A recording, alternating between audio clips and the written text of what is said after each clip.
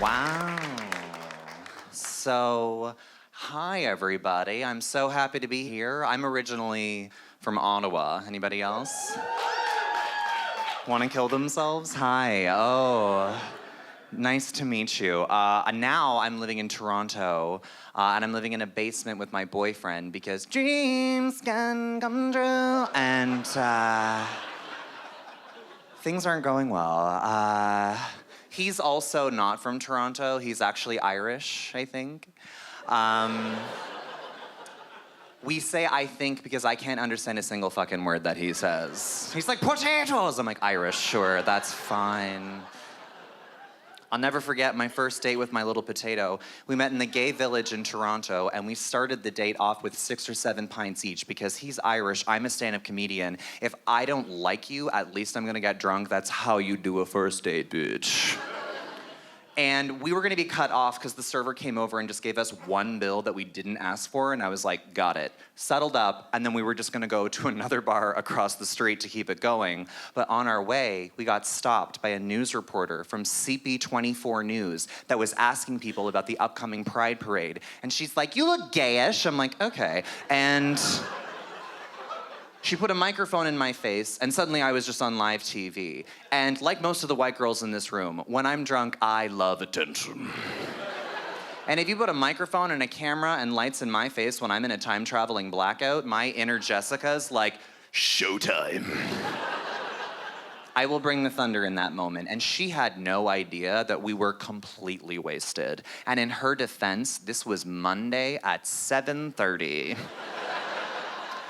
So she starts the interview and she's like, are you excited for the Pride Parade next month? And if you are, why?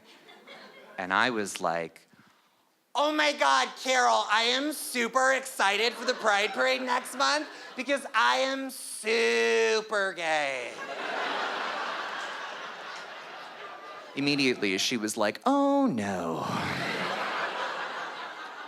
Because she knew that we were completely wasted, and she was nervous because this was live television. Depending on what I said, I could get her fired. Her career is in the palm of my hands, you know what I'm saying? And I'm not gonna question her journalistic game, but her follow-up question was, if the city of Toronto gets the permit during the parade, there is gonna be public drinking on Yonge Street. How do you feel about that? And I was like, honestly, Carol? It's a yes for me. She's like, my name is not Carol. I'm too much. She goes over to my little potato to deflect. And she's like, what are you most looking forward to next month during Pride? And he was like, Hart, I don't know. And some Irish lullaby, like Tora Lora Lee, I don't know. So she comes back to me because she's like, what?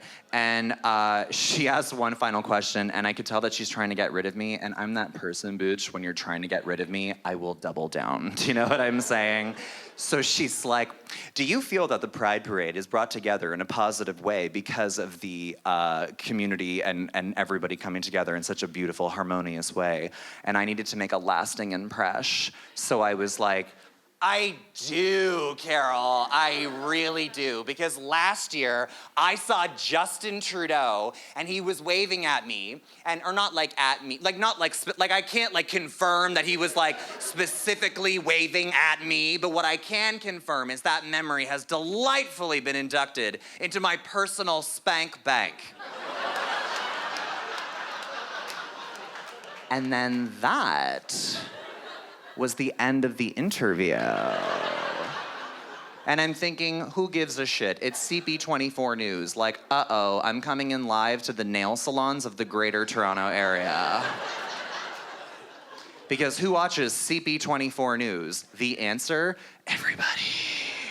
I was on CP24 News for half a sip of a wine cooler. My phone exploded. I had an uncle that I haven't spoken to in 12 years that messaged me on Facebook that just said, were you just on the news? I was like, where the fuck have you been, Uncle Randy? We've been looking for you.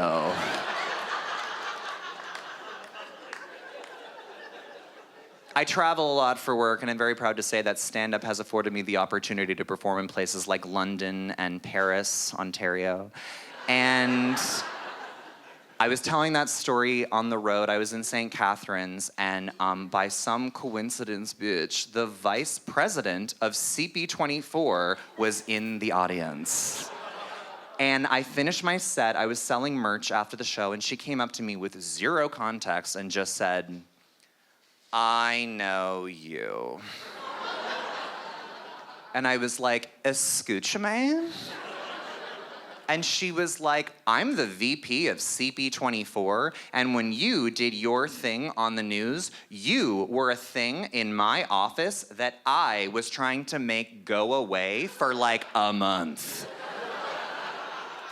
And I was like, "That's really funny." And she also thought it was funny because then she offered me a job with CP24 temporarily in entertainment coverage this fall.